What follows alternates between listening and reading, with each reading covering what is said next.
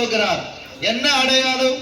கடவுள் வருவதற்கு என்ன அடையாளம் ஒன்று இயேசுவை பற்றி சொல்லுகிறீர்களே, அப்படி என்ன உங்களுக்கு தெரியும் என்று? பூமி இரையாக போகிறது. எதற்கு என்று சொன்னால் நெருப்பில்தான், அக்கினியில்தான் அது இரையாய் மாறப்போகிறது. இதுல தப்பிக்க வேண்டும் என்று சொன்னால் மனம் திரும்புங்கள், பரலோக ராஜ்யம் சமீபமாக இருக்கு.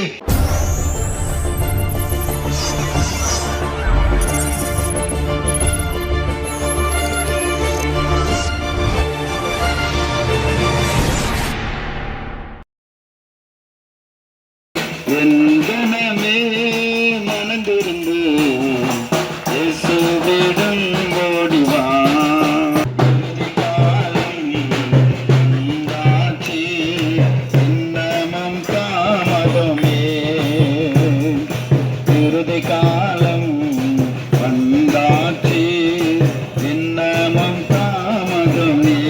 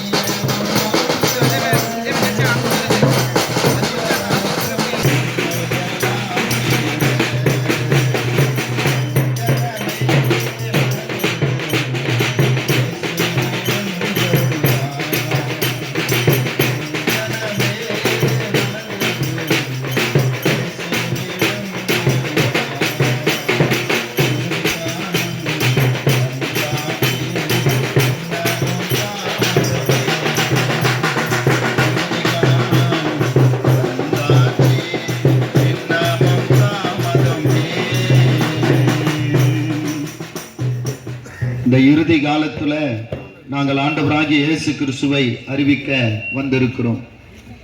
இந்த சத்தத்தை கேட்டுக்கொண்டிருக்கிற பெரியவர்களே, சிறியவர்களே, வாலிபர்களே, அன்பு தாயே, தகப்பனே, கர்த்தருடைய வார்த்தையை நாங்கள் இந்த பகல் முழுவதுமாக இயேசுனுடைய ராஜ்யத்தினுடைய வார்த்தையை சொல்லுகிறோம். வசனம் சொல்லுகிறது, வாலிபனே, உன் வாலிப பிரயாயத்தில் உன் சிருஷ்டிகரை நினை என்று வேதம் சொல்லுகிறது. வாலிபத்தில் வாலிபமாய் இருக்கிறவர்களுக்கு ஒரு வார்த்தை சொல்லுகிறது. அடுத்தது சிறு பிள்ளைகளுக்கு சொல்றார், சிறு பிள்ளைகளே என்னிடத்தில் வருவதற்கு தடை செய்யாதீர்கள் என்று வார்த்தை சொல்லுகிறது. அடுத்தது பெரியவர்களுக்கு சொல்கிறார், அவர்கள் முதிர் வயதிலும் கனித்தந்து அவர்கள் ஆசீர்வாதமாய் இருப்பார்கள் என்று வேதம் சொல்லுகிறது.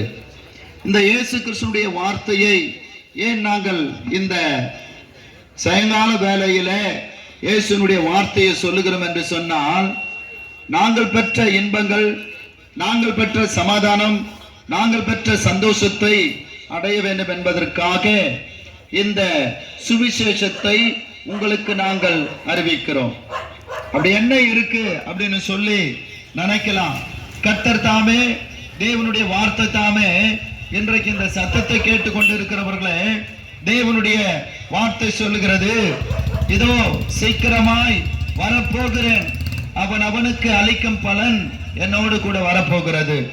இந்த இயேசு வருகிறார் என்று நாங்கள் மறுபடியும் மறுபடியும் நினைவுபடுத்துகிறோம். இயேசு வரப்போகிறார் என்பதை நினைவாய் சொல்லுகிறோம்.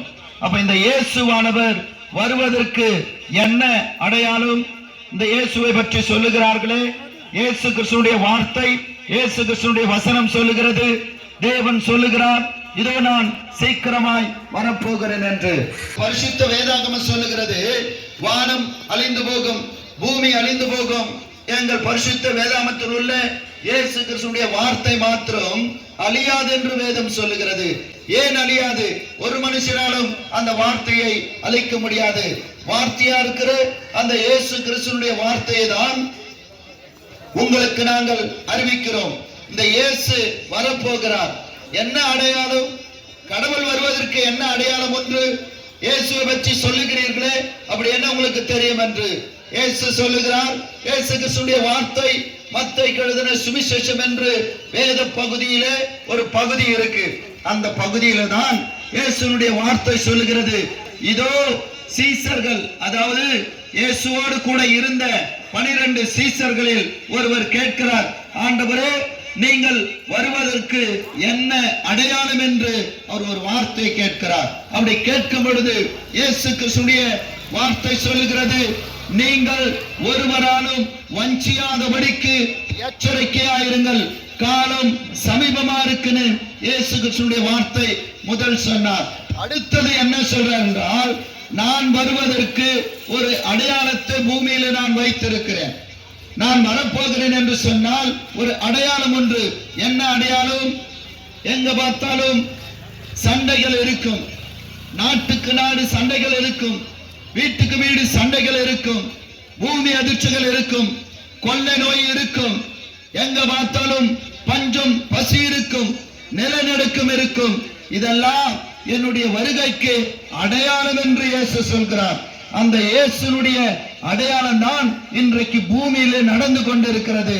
கொள்ள நோயை கண்டும் 2019 ஆண்டிலே ஒரு பெரிய கொள்ள நோய் உலகம் முழுவதும் காணப்பட்டது. அதுதான் கொரோனா என்ற கொள்ள நோய். வேதாமத்திலே இன்னொரு பகுதி சொல்லுகிறது.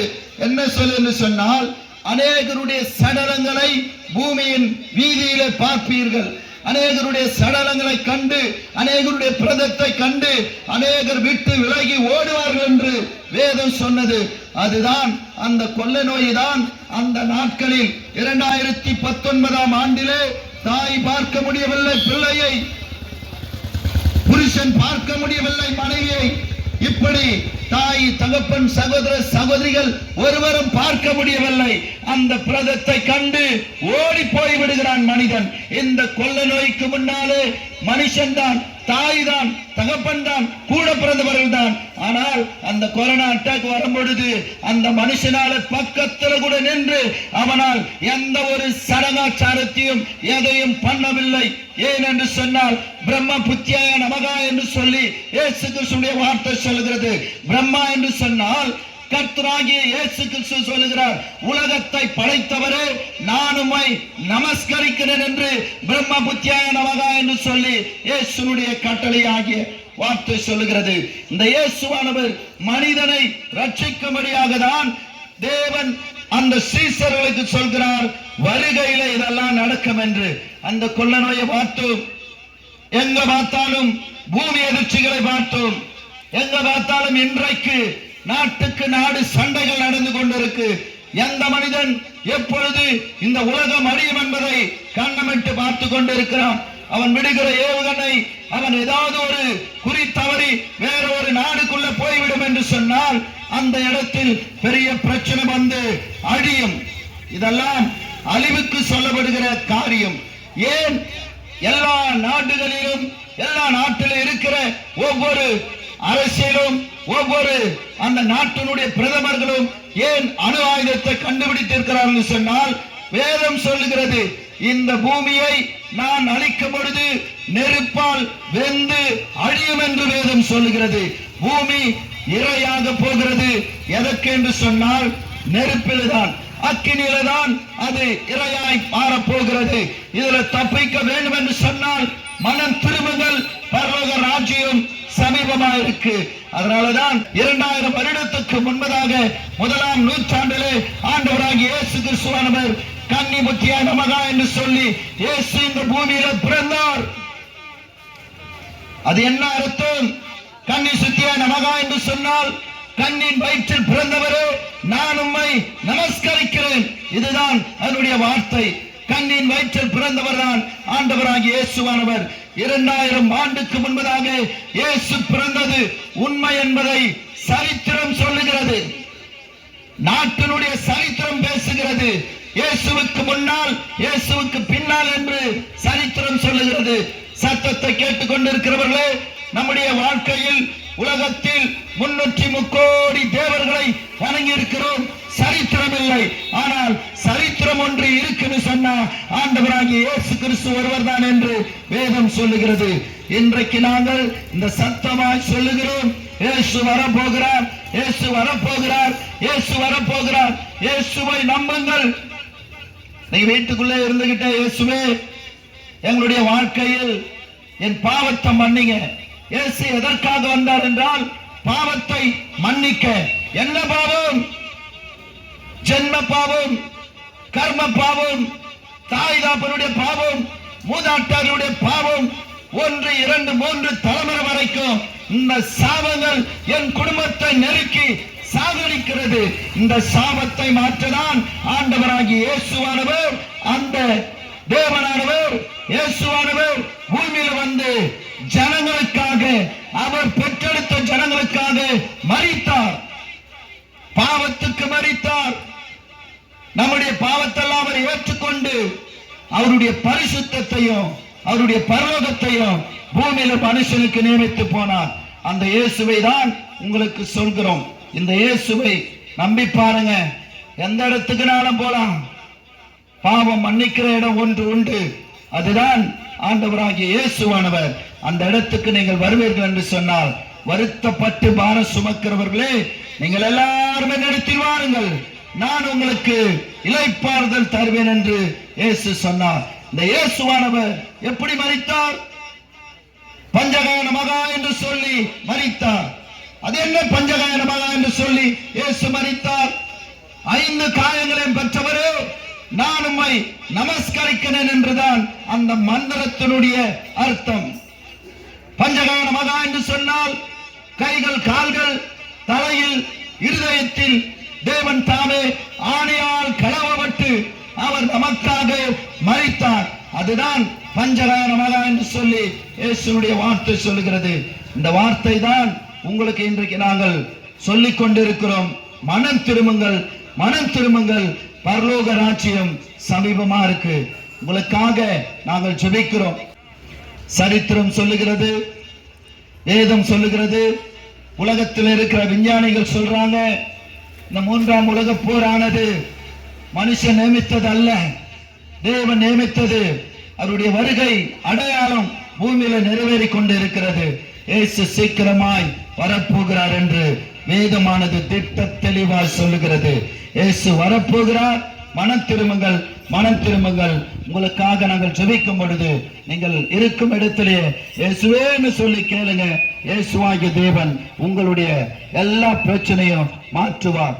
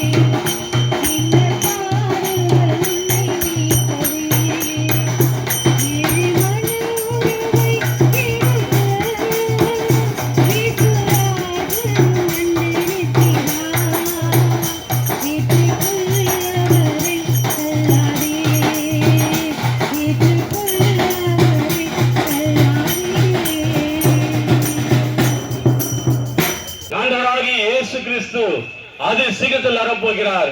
அவரை சந்திக்கும்படி ஆயத்தமாகுங்கள்.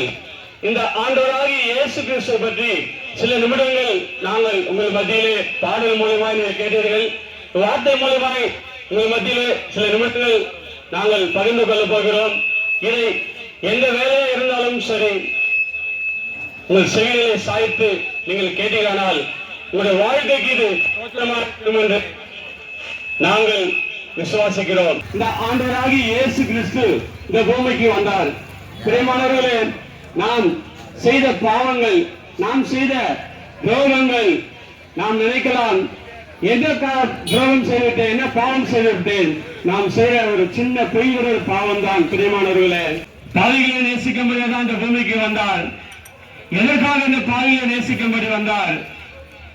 நம் மேல் வைத்த அன்பு, நம்மை அதிகமாக நேசித்தபடினாலே தன்னையே ஒப்பு கொடுத்து, தன்னையே பலியாய் ஒப்பு கொடுத்து இந்த ஆண்டவராகிய இயேசு கிறிஸ்து வந்தார்.